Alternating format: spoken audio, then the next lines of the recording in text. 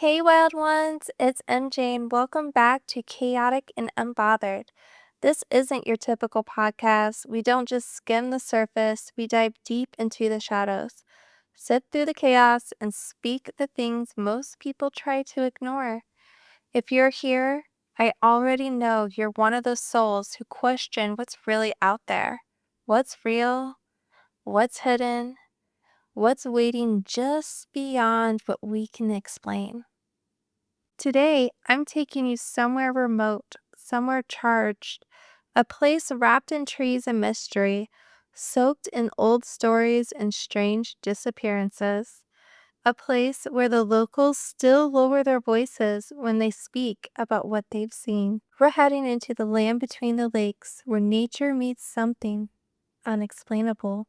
So go ahead, light your candle, wrap up in a blanket, or just lean in with the sixth sense of yours turned all the way up. Because once we enter these woods, there's no turning back.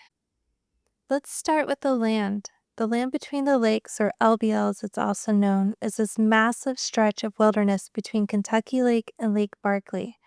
We're talking 170,000 acres of dense forest, old trails, and isolated camping spots. On the surface, it's beautiful, quite serene, the kind of place you'd go to disconnect, maybe hike, get lost in nature for a while. But that peace, it's deceiving. Indigenous tribes, long before settlers came through, believed parts of this land were spiritually charged then, they would say. Like the veil between our world and something older was stretched just a little too tight. Some tribes completely avoided the area, others left offerings before entering. There are even stories of shadow figures seen in the trees and old warnings never to whistle at night. Fast forward hundreds of years, and the stories haven't stopped. They've just evolved. People talk about cryptids, government secrets, paranormal energy, UFOs, and even time slips. It's like all the weirdness decided to converge right here. And no story in LBL is more talked about or more terrifying than the one from the 1980s. So here's the story. Sometime in the early 1980s, a family, mom, dad, two kids, decided to spend a weekend camping deep inside LBL. They chose a more remote spot, off the usual trail, surrounded by thick trees. They never came home. Days later, park rangers were sent to check on them. What they found was haunted every local ever since. The RV was discovered at a strange angle, half off the edge of a dirt path, and if it had been jerked or pushed, the door was open. Blood stained the steps, the floor, even the ceiling. The scene looked like something out of a horror movie. Two bodies were found outside, partially shredded, torn apart in ways no animal native to the area could have done. One was missing limbs completely. The inside of the RV was way worse. The father's body, from what people whisper, was found slumped in the driver's seat, eyes wide open in terror, throat slashed by something impossibly sharp. And the worst part? One of the children was never found, not even a trace. Locals say the government swept it under the rug. The media never covered it. No official records exist. And ask any park ranger who's worked there long enough, and they'll tell you it happened. They just can't talk about it. This is where the legend of the Beast of LBL takes root. Now, let me paint you a picture of what people say they've seen in those woods.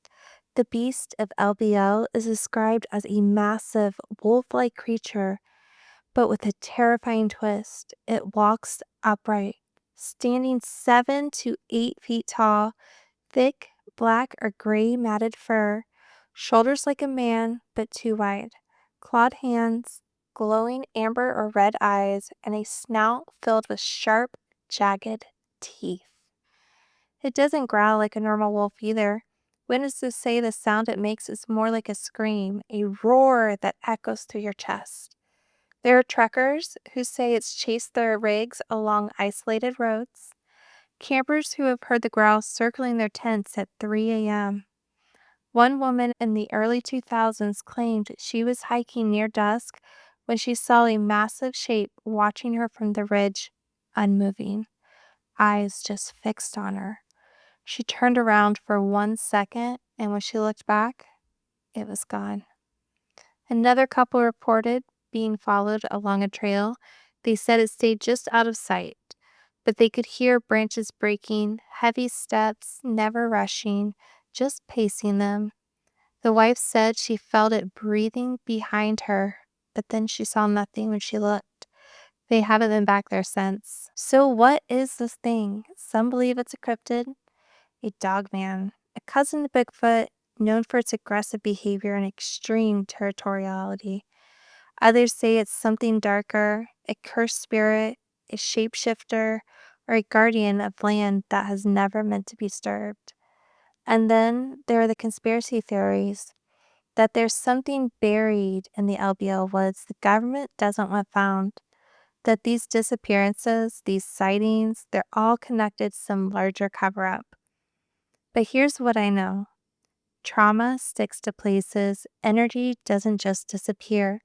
The land between the lakes has seen war, death, displacement, and silence. It was once home to families who were forced to move when the government claimed the land. Entire communities uprooted, cemeteries relocated, people just erased. And when you bury that kind of pain under dirt and trees, maybe something grows. Maybe something watches. So now that we've wandered through the fog, what do you think? Is there really a beast stalking the land between the lakes? Or are we looking at something even more unsettling? Something ancient, energetic, and not meant to be understood. Have you ever had an experience in nature that felt just wrong? Like the land itself was watching you? If you have a story, any story, you already know what to do. Come find me on Instagram and TikTok at Chaotic and Unbothered. Drop a comment on this episode. What do you think is hiding in the trees? Direct message me your story or episode request, paranormal, personal, unexplainable. I want all of it. You might just hear it on a future episode. And this episode gave you chills? I'm glad. That means you're paying attention. Make sure to follow or subscribe, and if you're vibing with the show, leave a quick review. It helps more curious minds find us.